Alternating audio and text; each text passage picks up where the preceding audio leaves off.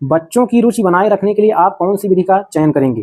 तो बच्चों की रुचि बनाए रखने के लिए आप कौन सी विधि का चयन करेंगे? चलिए देखते हैं। पहला, बच्चों को पढ़कर आने को कहेंगे और प्रश्न पूछेंगे। ठीक है, तो बच्चों को पढ़कर आने के लिए नहीं कहेंगे, क्योंकि जब तक आप छोटे बच्चों को पहले कुछ ना कुछ ज्ञान नहीं देंगे तो वो साथियों अपने आप से कहाँ से सीख पाएंगे। स्वयं गतिविधि करेंगे और बच्चों को बताएंगे, नहीं, स्वयं को गतिविधि नहीं कराना है, बच्चों को गतिविधि कराना है। ठीक है, आप गतिविधि में बच्चों को शामिल करेंगे। ठीक है, ये भी आपका उत्तर अभी सही हो सकता है। अगला ऑप्शन, बिना चारों ऑप्शन पढ़े हम किसी भी तरीके से उत्तर को टिक नहीं करेंगे पेडागोजी के शिक्षा विधि में। ठीक है, क्योंकि यहाँ पर साथियों आपको चारों ऑप्शन बिल्कुल सही लगेंगे, लेकिन उन चारों ऑप्शंस में से आपको बेहतरीन यानी कि सबसे अच्छा ऑप्शन चुनना होता है। अगला ऑप्शन है, बच्चों को स्वयं गतिविधि करने के लिए देंगे। बिल्कुल ठीक है, शामिल नहीं करेंगे, केवल शामिल करना नहीं। यहाँ देखिए, केवल शामिल करने की बात कर रहा है गतिविधि में, यानी कि गतिविधि यहाँ पर आप करेंगे और बच्चे शामिल होंगे, नहीं, बच्चों को स्वयं गतिविधि करने के लिए देना होगा, यानी कि बच्चे स्वयं गतिविधि करेंगे तभी सीख पाएंगे अच्छे से। ठीक है, तो ऑप्शन डी आपका बिल्कुल सही जवाब हो जाएगा।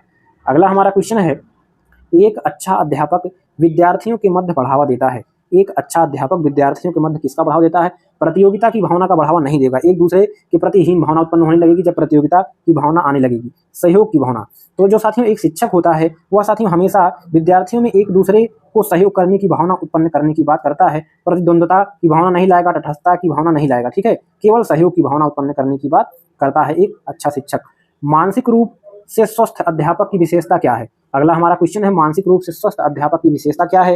तो आपका सही उत्तर क्या हो जाएगा? वह संवेदनात्मक रूप से संतुलित हो। तो पहला ही ऑप्शन आपका सही हो जाएगा। ठीक है, बाकी चारों ऑप्शन आप जब तक नहीं पढ़ेंगे तब तक टिक नहीं करेंगे। ठीक है, क्योंकि मैंने तो इन सब चीजों पर अध्ययन कर रखा है, इसलिए मैं आपको उत्तर बताता चलता हूँ, लेकिन आप नहीं कर पाएंगे, ठीक गलत कर देंगे जब तक आप चारों ऑप्शन नहीं पढ़ेंगे।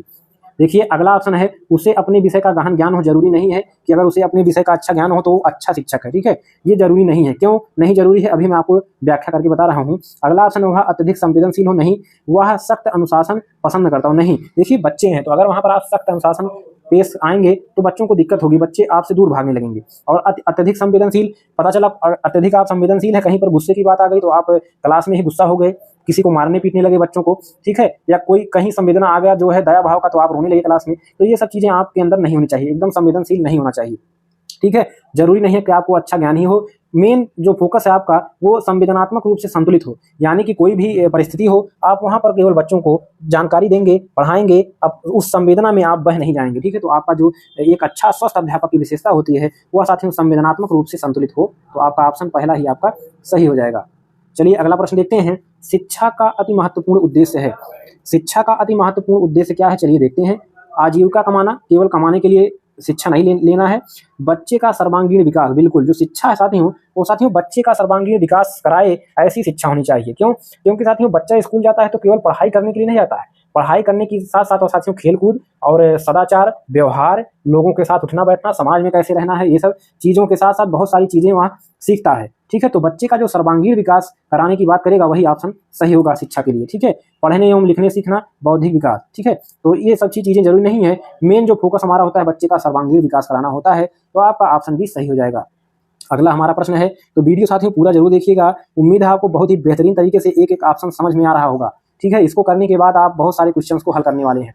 अगला हमारा क्वेश्चन है, शिवानी द्वारा पूछे गए एक प्रश्न का उत्तर शिक्षक तत्काल नहीं दे सकता है, शिक्षक की प्रतिक्रिया होनी चाहिए। मान लीजिए किसी बच्चे ने ऐसा कोई क्वेश्चन लाकर पूछ लिया कि आपको तत्काल उत्तर नहीं आ रहा है, तो शिक्षक को क्या करना चाहिए? ठीक है, पहला ऑप्शन देखिए, शिक्षक द्वारा शिवानी को चुप करा देना चाहिए। बिल्कुल गलत, ऐसा नहीं करना चाहिए कि अगर आपको नहीं आ रहा है तो आप जो शिवानी लड़की है, आप जो छात्रा है उसको आपको चुप नहीं कराना है, डांटना फटकारना नहीं है।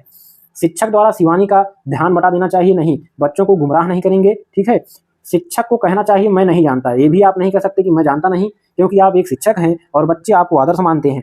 ठीक है, तो आप ऐसा नहीं कह सकते।